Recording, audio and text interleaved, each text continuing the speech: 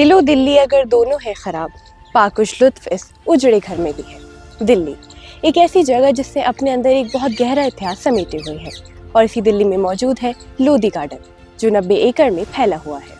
Lodhi garden में मोहम्मद शाह और सिकंदर लोधी का मकबरा भी है। आज धरोहर के इस एपिसोड में हम बात करेंगे सिकंदर लोधी के बारे में, जो दूसरे और सबसे सक्सेसफुल रूलर थे।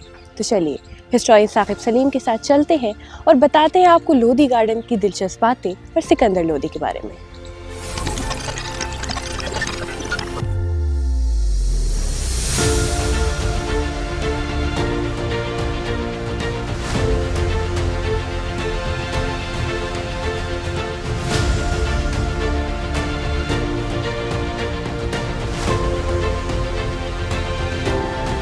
सर, जैसे हम देखते हैं हमारे पीछे शीश गुंबद है और हमारे सामने बड़ा गुंबद है, तो मैं जानना चाहूँगी इसके आर्किटेक्चर के बारे में आप कुछ बताइए, क्या खासियत है? देखिए, सबसे पहले जैसे कि अभी हमने बड़ा गुंबद देखा, उसके बराबर में मस्जिद है, उसके बराबर में एक मेहमान खाना है और फिर ये शीश गुंबद है।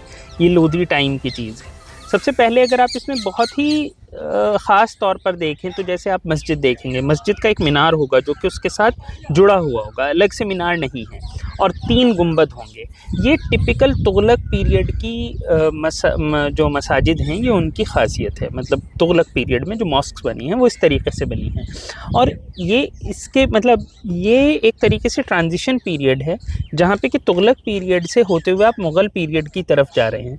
तो ये मुग़ल पीरियड आने से पहले का एक जो जिसे हम समावेशी या सिंक्रेटिक आर्किटेक्चर कहते हैं, यहाँ पे थोड़ा सा आपको वो भी दिखाई दे रहा है, आपको थोड़ा उससे मतलब तुगलक के टाइम का भी दिखाई दे रहा है। और अगर आप देखें तो जिस तरीके से नक्काशियाँ हुई हैं, तो उसमें से किस तरीके से फूल पत्तियों का जो इस्तेमाल शुरू हुआ है वो एक ख़ासियत है। क्योंकि ये भी एक मतलब क्योंकि मुस्लिम्स में जानदार चीज़ों की तस्वीर नहीं बनाई जाती है, लिविंग बीइंग्स की, तो फूल पत्तियों की बनाई जाती है।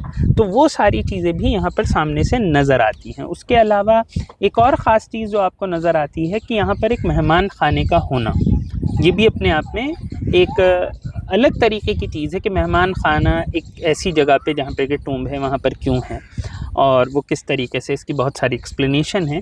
तो ये आर्किटेक्चर की एक ख़ासियत ये है कि ये एक तरीके से आपको ट्रांजिशन का टाइम दिखाई देगा, जबकि दिल्ली में सल्तनत पीरियड की शुरुआत है, जैसा कि मैंने पहले भी कहा, डोम्स की भी शुरुआत है, और इसके अलावा यहाँ पे एक सिंक्रेटिक आर्किटेक्चर की भी शुरुआत है।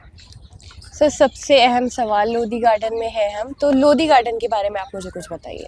जी, लोधी गार्डन के बारे में सबसे पहले आपको ये पता होना चाहिए कि ये जो आपको जितने भी स्ट्रक्चर दिखाई दे रहे हैं, तो ये स्ट्रक्चर बेसिकली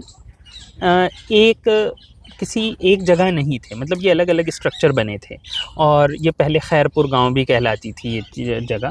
तो इसे एक जगह एक 4 दीवारी में करके सारे स्ट्रक्चर्स को एक पार्क बनाने का काम अंग्रेज़ों के ज़माने में हुआ। लेडी विलिंगटन, जो कि उस ज़माने में वाइस रॉय की वाइफ हुआ करती थी, उन्होंने इसका इनॉग्रेशन किया। इसे लेडी विलिंगटन पार्क कहा गया, और आज़ादी के बाद अंग्रेज़ों का नाम हटाते हुए विलिंगटन पार्क का नाम बदला गया और इसका नाम लोधी गार्डन किया गया। लोधी गार्डन होने की वजह यह है कि इसमें लोधी टाइम के बहुत सारे स्ट्रक्चर हैं। इसमें उससे पहले के भी स्ट्रक्चर हैं, लेकिन लोधी टाइम के ज़्यादातर स्ट्रक्चर होने की वजह से लोधी गार्डन कहलाया। बाहर की रोड को लोधी रोड कहा गया, और मतलब एक तरीके से लोधी के ज़माने की मतलब लोधी डायनेस्टी, जो सिकंदर लोधी, बहलोल लोधी, इब्राहिम लोधी का जो दौर है, ये उसकी एक तरीके से यादगार दिल्ली में सबसे इम्पॉर्टेंट यादगार बनी।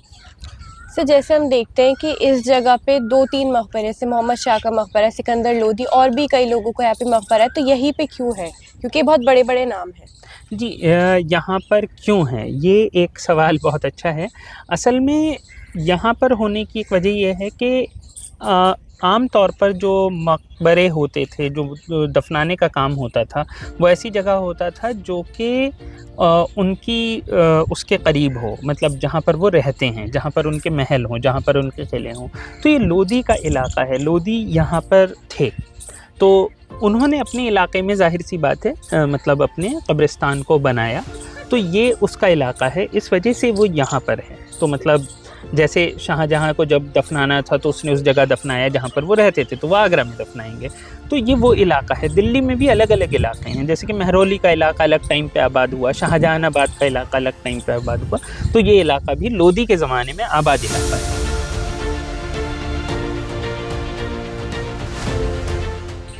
तो जैसे लोधी गार्डन में सिकंदर लोधी का मकबरा मौजूद है, तो मैं आपसे जानना चाहूँगी कैसे और कौन थे सिकंदर लोधी? सिकंदर लोधी एक लोधी डायनेस्टी है। अगर आपको थोड़ा सा मतलब अगर इसके बारे में हम बात करें तो सबसे पहले हमें ये जानना होगा कि लोधी डायनेस्टी मुग़ल से पहले आखिरी डायनेस्टी है जिसे दिल्ली सल्तनत का पार्ट माना जाता है। दिल्ली सल्तनत में कई सारी डायनेस्टी हुई, Khilji dynasty, Tughlaq dynasty, Syed dynasty, Lodhi dynasty.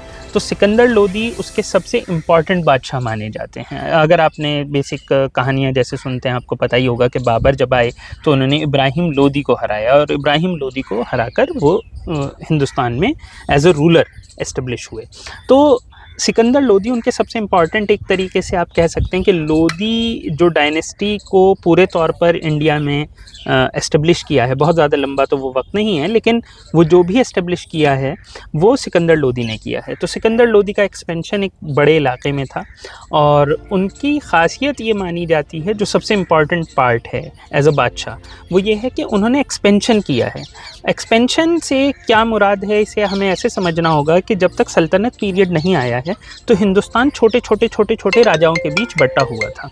तो वो छोटे छोटे राजाओं को मिलाकर एक जगह लेने का जो प्रोसेस शुरू हुआ है, जो धीरे धीरे अकबर के टाइम में अपने पीक पर पहुंचा और हिंदुस्तान एक जगह आया। तो जिसे हम आज के टाइम में मॉडर्न इंडिया का कंसेप्ट कहते हैं, वो कहीं ना कहीं वहीं से शुरू हो जाता है। हो तो वो खिलजी से शुरू हो जाता है, लेकिन सिकंदर लोधी उसकी एक इम्पॉर्टेंट कड़ी है। तो जैसे आप अभी आपने सिकंदर लोधी के बारे में बताया, तो उनके बारे में मशहूर है कि वो पोइट थे पर्शियन लैंग्वेज के, तो इसके बारे में आप कुछ बताइए।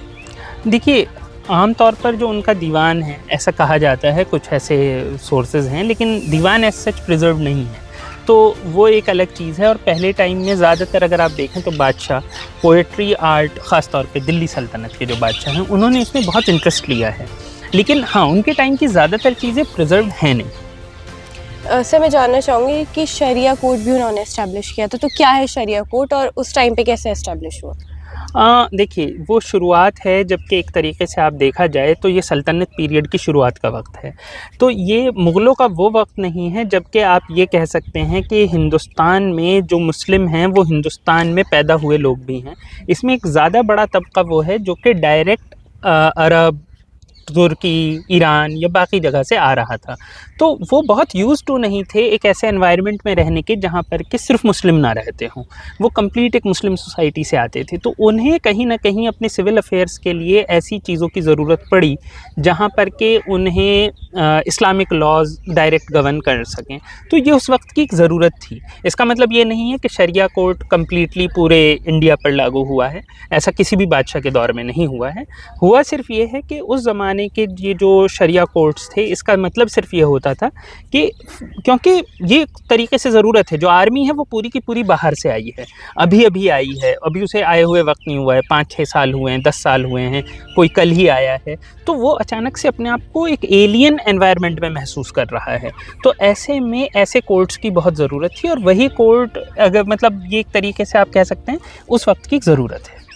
सर, जैसे सिकंदर लोधी के वक्त में ये जो और चीज़ें हैं, जैसे बड़ा गुंबद हो गया, शीश गुंबद हो गया, तो इन सब का कंस्ट्रक्शन उनके वक्त में ही हुआ था? इसमें से कुछ चीज़ों का उनके वक्त में हुआ है, आगे पीछे हुआ है, क्योंकि कुछ की बहुत एग्जैक्ट डेट मौजूद भी नहीं है। जैसे बड़ा गुंबद को बहुत एग्जैक्टली किस डेट पर बना, तो ये बहुत एग्जैक्ट डेट्स इनकी नहीं है, लेकिन हाँ, ये सिकंदर लोधी के वक्त में या उसके आसपास ही ये सारे कंस्ट्रक्शंस हुए हैं।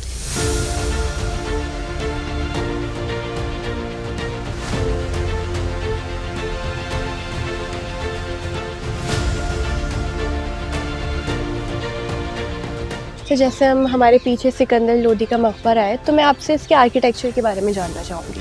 देखिए, सबसे पहले तो जैसे ही आप इसके अंदर घुसते हैं सिकंदर लोधी के मकबरे में, जो कि यहाँ लोधी गार्डन के अंदर ही है, तो आप अगर गौर करें तो इसमें सबसे ख़ास बात यह है कि जैसे ही आप अंदर जाएंगे तो आप में से जो भी इंसान हुमायूं के मकबरे में गया हो, तो वहाँ पे बाहर ही एक ईसा खान का मकबरा नज़र आता है।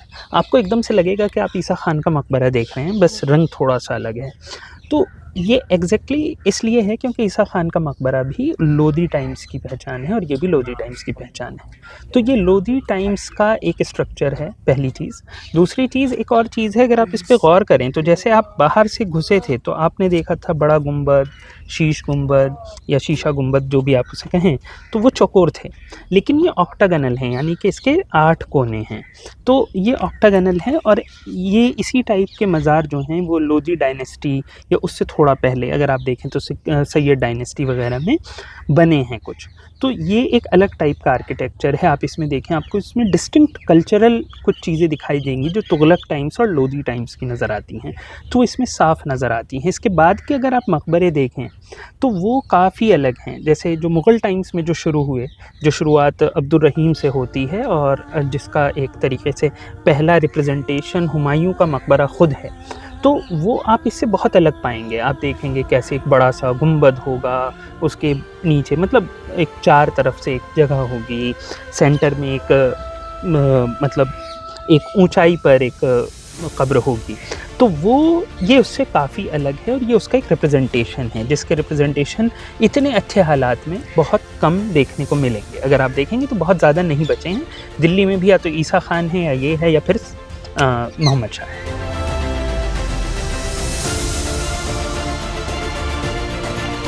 धरोहर के इस एपिसोड में आज हम आपको लेके आए थे लोधी गार्डन, जो दिखने में बहुत खूबसूरत है और जिसके अंदर काफ़ी मकबरे मौजूद हैं। आज के एपिसोड में हमने बात करी थी सिकंदर लोधी के बारे में।